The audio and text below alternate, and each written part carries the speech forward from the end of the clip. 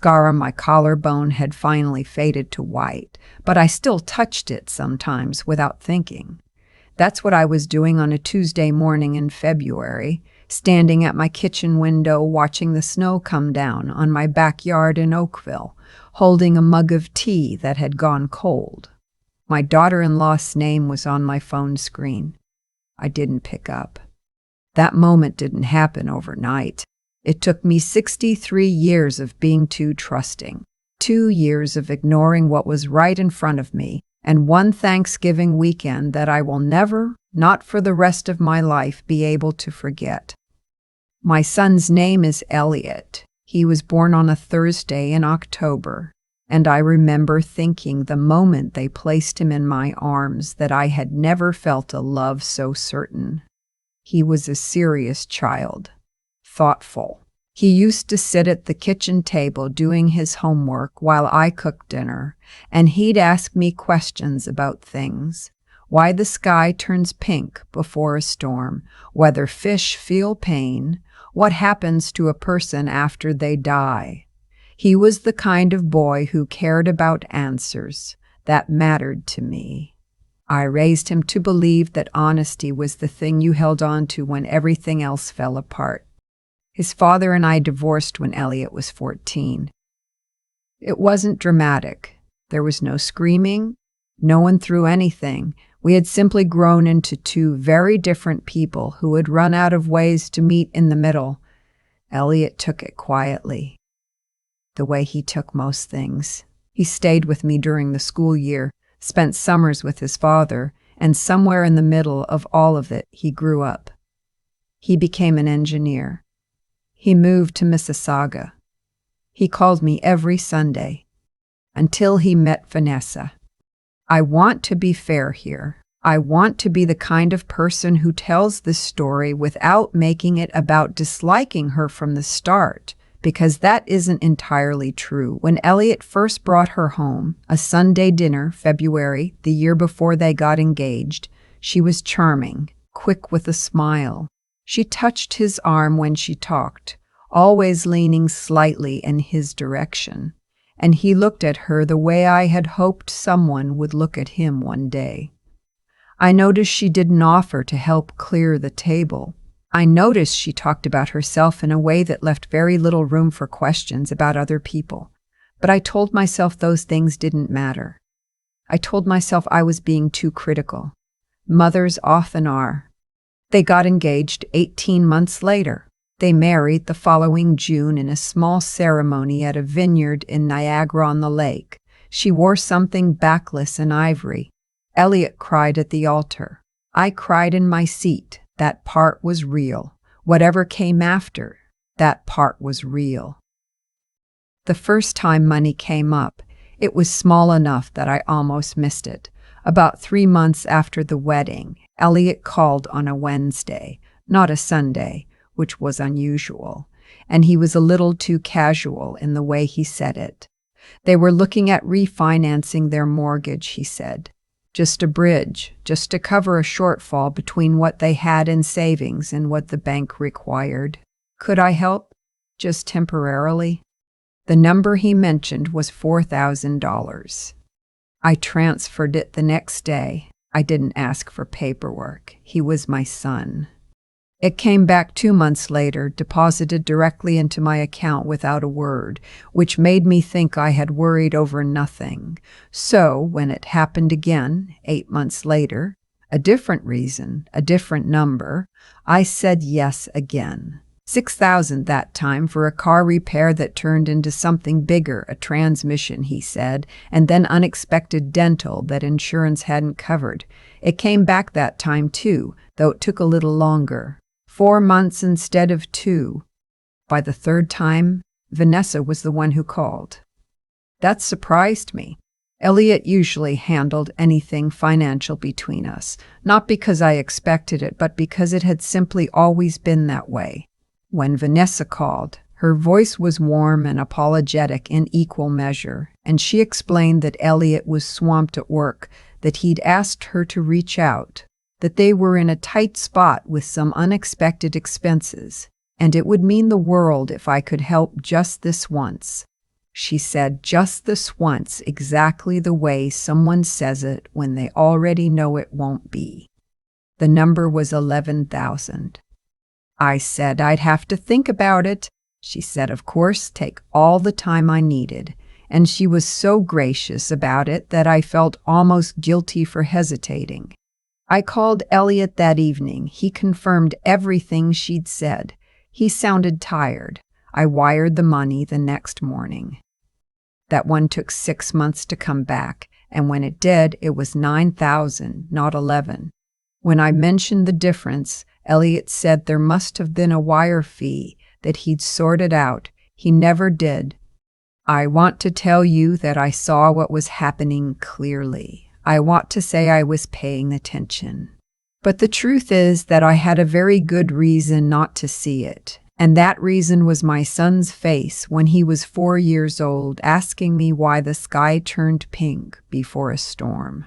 Love is a terrible thing to use against someone, and it is very, very effective. I had some savings. My ex-husband and I had split things fairly, and I'd been careful over the years. I owned my house in Oakville outright, a 3-bedroom on a quiet street with a Japanese maple in the front yard that I had planted the year Elliot started high school. I had a pension from the school board where I had taught English for 28 years and a TFSA I'd been adding to since they introduced it in 2009. I wasn't wealthy, but I was comfortable. And comfortable, I have learned, can make you careless about the edges. The calls from Vanessa became more regular. Sometimes she asked, sometimes Elliot did. The amounts varied. Sometimes small enough that I barely noted them, sometimes large enough that I'd lie awake the night before the transfer went through. The reasons changed. A plumbing emergency, a health issue that insurance only partially covered, an investment opportunity that was time-sensitive that they didn't want me to miss out on either. I gave money for all of it. I told myself it was family. I told myself this was what savings were for. It was my neighbor Dorothy who first said the thing out loud. Dorothy is 81, sharp as a tack, and she has the particular gift of older women who have seen enough of life to call things what they are without needing to apologize for it. We were sitting on her porch in August, iced coffee and a bowl of cherries between us, and I had just finished telling her about the most recent transfer. 14,000 for a legal retainer for something Vanessa vaguely described as a business dispute. Dorothy waited until I finished talking. Then she set down her glass and said, very quietly, "How much have you given them in total?"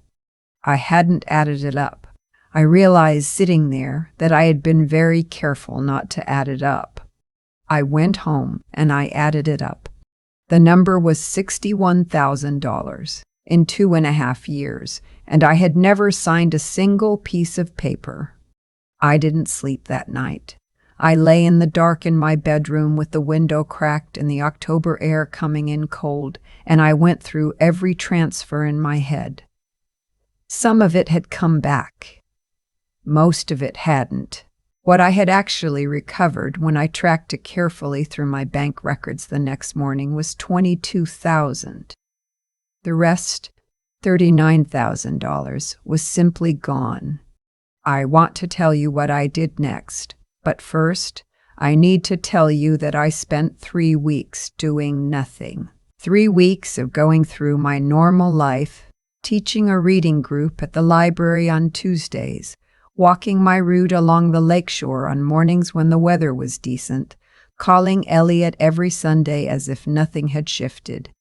I needed that time to understand that I was not wrong, that I had not misread my own bank statements, that the pit I felt in my stomach when I looked at those numbers was called grief, not mistake.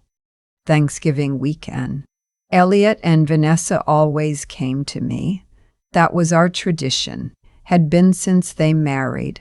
I would make the turkey. Vanessa would bring wine she had usually not paid for, and Elliot would come early to help with whatever needed doing. I had decided by October that I would bring it up that weekend, quietly, privately between Elliot and me, before she arrived. I had also, on advice from Dorothy's son, who is a retired police officer, started keeping records. Screenshots of every transfer, written notes dated with what each one was supposed to be for. I put them in a folder on my laptop and printed a copy that I kept in the cedar chest in my bedroom under the quilt my mother made me. Thanksgiving Saturday. Elliot arrived at 11 in the morning. I had the turkey in the oven, the table set, and coffee ready. We sat at the kitchen table the way we had 1,000 times before, and I put the folder in front of him. I didn't yell. I didn't accuse. I slid the papers across the table and I said, "I need you to help me understand this." He looked at the numbers for a long time without speaking. Then he said Vanessa handled all their finances, that he trusted her, that he had assumed, he actually said assumed, that the money I sent was being repaid properly. He looked pale. He looked genuinely surprised, and for a moment, one terrible, hopeful moment, I thought this was going to be a conversation between a mother and her son about something that had gone wrong that they could still fix together. Then Vanessa walked in. She wasn't supposed to arrive until 1. She had a key because Elliot had given her one the year before. She came through the side door the way she always did, calling out hello before she had her coat off. And she walked into the kitchen and she saw the folder on the table and she saw my son's face and she knew immediately what she was looking at. What happened next is something I have replayed many times in the way you replay things you cannot change. She didn't get quiet. She got loud.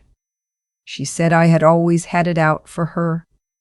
She said I was trying to destroy their marriage. She said the money was loans that Elliot had agreed to, that Elliot had approved, that Elliot had handled, and she turned to him. And I watched my son's spine do something I cannot describe except to say that it simply went away. And he said yes. He said yes. He had agreed to all of it. I looked at him for a very long time. I said, "Elliot, look at me." He looked at the table. I said, "Do you know how much of my savings is gone?" Vanessa answered for him. She said I could afford it, that I had a pension and a house and I was fine, that they were young people trying to build a life, and what kind of mother counted the money she gave her own son? I said, "The kind who wasn't asked." She took a step toward me then. Later, in her statement to police, she would describe what happened next as me coming at her. That is not what happened. What happened was that she pushed me both hands against my shoulders, and I am 63 years old with osteoporosis in my left hip, and I went down. Not slowly. I hit the counter on the way, and then I hit the floor, and the thing I remember most clearly is the sound of the oven timer going off in that exact moment. This absurd domestic chime while I lay on my own kitchen floor with pain going white hot up my left side. Elliot stood up. I thought he was coming to help me. He picked up his jacket from the chair. Vanessa said, "We're leaving." And she said it with a finality that told me this was not the first time she had said it to him about something, and he followed her, and I heard the side door close, and then I was alone. I lay there for I don't know how long. The oven timer kept going. I got myself to my phone in stages. Counter, then floor, then counter again. I called Dorothy first. She called 911 while I stayed on the line with her. I had 2 cracked ribs and a hairline fracture in my left wrist.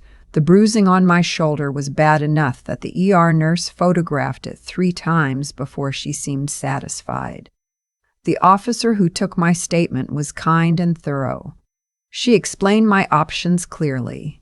She told me I had the right to press charges, and I told her I understood, and I did. I pressed charges. The hospital social worker asked me whether there was someone who could stay with me. I said Dorothy, and Dorothy came, and she sat in the plastic chair beside my bed and held my hand and didn't say I told you so. Not once, which is one of the finest things anyone has ever done for me. The weeks that followed were their own kind of weather. Elliot called me twice in the first week, not to apologize the first time, but to say that Vanessa had been very upset by the whole thing and he hoped we could handle it without lawyers. I let that call go to voicemail and I played it 3 times to make sure I had heard it correctly. The second call, 4 days later, was different. His voice was smaller. He said he was sorry. He said he hadn't known how bad the numbers were. He said Vanessa had managed all of it and he had asked questions and she had told him not to worry and he had not worried, and now he was asking me to please consider dropping the charges because a criminal record would affect her career. I said, Elliot. He said, Mom. I said, are you sorry for what happened to me or sorry for what's happening to her? He didn't answer right away. I said, you watched her push me, you watched me fall, and then you left. He said he knew. I said, I need you to understand that those are not the same apology. He said he needed time. I told him to take it. We haven't spoken since. The criminal process moved the way it does in Ontario. Slowly, procedurally, in a language designed for people who already understand how it works. My lawyer, a woman not much younger than me who wore excellent boots and didn't waste words, helped me understand each step. The fraud charge was the more complicated piece. $39,000 over 2.5 years, most of it transferred without any documentation, some of it in amounts small enough that Vanessa's lawyer would argue they were gifts. My records helped. Dorothy's son had been right about that. Every dated note, every screenshot, every voicemail I had saved without knowing I was saving evidence, it all went into a binder that my lawyer referred to in court as unusually thorough documentation for a civilian. The assault charge was cleaner. There was my medical record. There were the photographs. There was the officer's report from Thanksgiving night. Vanessa pled guilty to the assault in exchange for the fraud charge proceeding separately. She received a conditional discharge on the assault, 12 months of probation, and was ordered to have no contact with me. The fraud case took longer. Her lawyer argued gifts, argued miscommunication, argued that Elliot had been a willing participant who bore equal responsibility. The judge found that the pattern, the escalating amounts, the vague justifications, the absence of any written agreement, the repeated promises of repayment, constituted fraud. She was ordered to repay $31,000 over 4 years and received an 18-month conditional sentence. I want to be honest about how I felt in the courtroom that day. I did not feel triumphant. I felt tired and sad and very old in a way I hadn't felt before. I looked at Vanessa across the room and I tried to find something to say to myself about her that was generous, and the most generous thing I could manage was that I hoped she had learned something. I don't know whether she had. Elliot was not in the courtroom. His name had come up during the proceedings, his knowledge questioned and argued over, but he was never charged. He had not stolen from me himself. He had simply looked away when the looking was hard. That distinction matters to me, and it doesn't. I went home that evening and I put the quilt my mother had made me on the couch, and I sat under it with a cup of chamomile, and I watched the news for a while without hearing any of it. My house was quiet. The Japanese maple in the front yard had lost most of its leaves by then, the branches bare and dark against the November sky. Dorothy came by the next morning with a coffee cake she had made from scratch, and we sat at my kitchen table. Not the one I had shared with Elliot that Thanksgiving. I had replaced it the previous spring, something smaller, something that was only mine, and we talked about what I was going to do next. I told her I was thinking about a trip. There's a place on the east coast of Newfoundland I had always wanted to see. A stretch of headland that someone had once described to me as looking like the end of the world in the best possible way. Dorothy said that sounded right. People sometimes ask me carefully, kindly, whether I've forgiven my son. I understand why they ask. I understand that forgiveness is supposed to be about the person doing the forgiving, not the one being forgiven. I understand all of that. What I tell them is this: I love my son. I will probably love him until the last day I have. But love and trust are not the same thing, and I spent too many years of my life believing they were. He knows where I live. He knows where I live. He knows my number. The door is not locked, but I am no longer the one standing at the window watching for his car. The bruise is gone. The ribs healed. The fracture in my wrist still aches in cold weather, which in Ontario means it aches for approximately 6 months of the year, and I have decided to think of it as a reminder rather than a wound. There is a difference. I choose the one that lets me move forward. Last Tuesday, I booked the flight to Newfoundland. One-way ticket. I'll figure out the return when I'm ready. I've earned that much. I used to think that what happened to me was about money. $39,000 transferred in pieces small enough that I could almost convince myself each one was reasonable. But sitting here now on the other side of a courtroom and a winter and a slow, deliberate kind of healing, I know it wasn't really about the money at all. It was about what I was willing to see and what I chose for too long not to. There's a particular kind of damage that comes from loving someone so much you stop asking them hard questions. I did that with Elliot. I told myself I was being generous. I told myself I was being a good mother. But generosity without honesty isn't kindness. It's just avoidance wearing a nicer coat. What I was really doing was protecting myself from knowing something I wasn't ready to know. And Vanessa understood that about me before I did. That's the part I've had to sit with. She didn't take advantage of a foolish woman. She took advantage of a careful, intelligent woman who had decided in that one specific area not to be careful or intelligent at all. I had the records.